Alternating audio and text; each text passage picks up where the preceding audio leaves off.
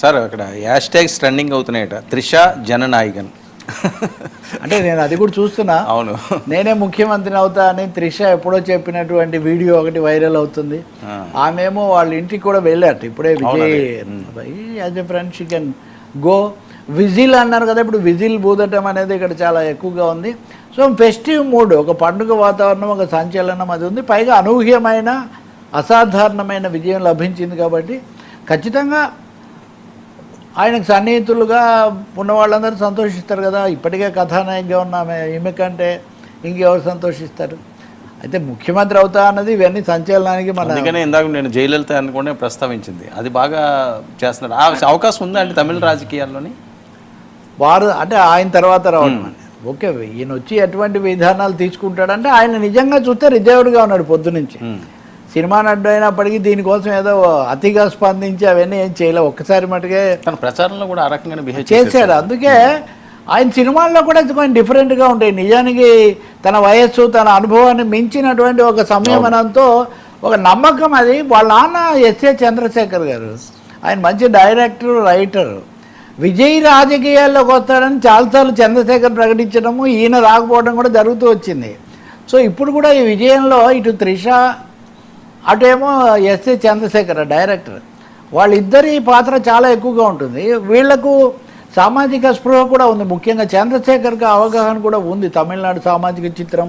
విజయ్ చేసిన ఇంకో పెద్ద ఇదేమంటే కొన్ని కులాల ఆధారంగా పార్టీలు ఏర్పడి కొన్ని స్థానాలు తెచ్చుకోవడం అన్నది జరుగుతూ వచ్చింది. వాళ్ళు ఈయన ఈ రెండు పార్టీలను ఆశ్రయించుకొని, ఇక్కడ అట్లా కాకుండా అయినా కులాలకు అతీతంగా అందరినీ కూడా ప్యాన్ తమిళనాడు అన్నట్టుగా ఓట్లు తెచ్చుకొని సీట్లలో మలుచుకోగలిగాడు.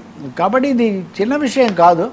త్రిషకు నిజంగా అర్థవంతమైన పాత్ర ఏదైనా కల్పిస్తే మన రాజకీయాల్లో మహిళలకు భాగస్వామ్యం పెరగాల్సిన అవసరం ఉంది కదా. అది చేస్తే తప్పకుండా మనం ఆహ్వానించవచ్చు. బహుశా అభిమానులు కూడా నిలబడడానికి ఇంకా ఎక్కువగా అది వాళ్ళు కూడా సంతోషిస్తారు కదా. కాబట్టి జయలలిత అనుభవంలో రెండూ ఉన్నాయి.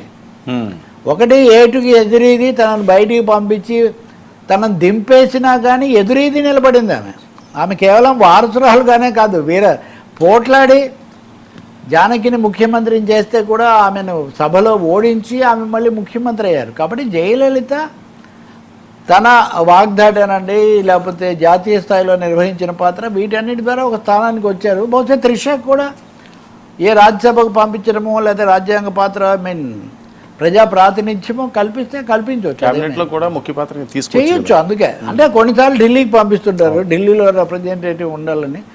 కొన్నిసార్లు వాళ్ళు సాంస్కృతిక అంశాలు, వాళ్ళకున్న ఆసక్తి, వాళ్ళకున్న అవగాహన, దాన్ని బట్టి జరుగుతుంది.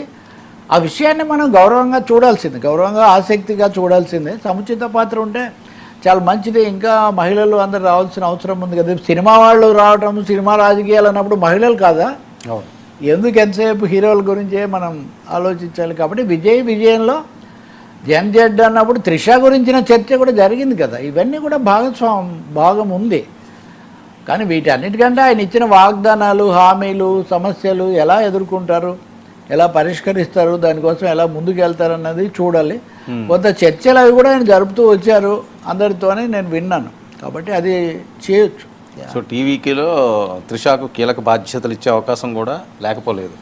ఇవ్వకపోతే వర్మ గారు ఒప్పుకునేట్లేరు కదా ముందు. కాబట్టి తప్పకుండా అది సాధ్యమే. విజయంలో ఖచ్చితంగా తిన పాత్ర కూడా ఉంది. అది సాధ్యమే, అది తప్పకుండా సాధ్యం.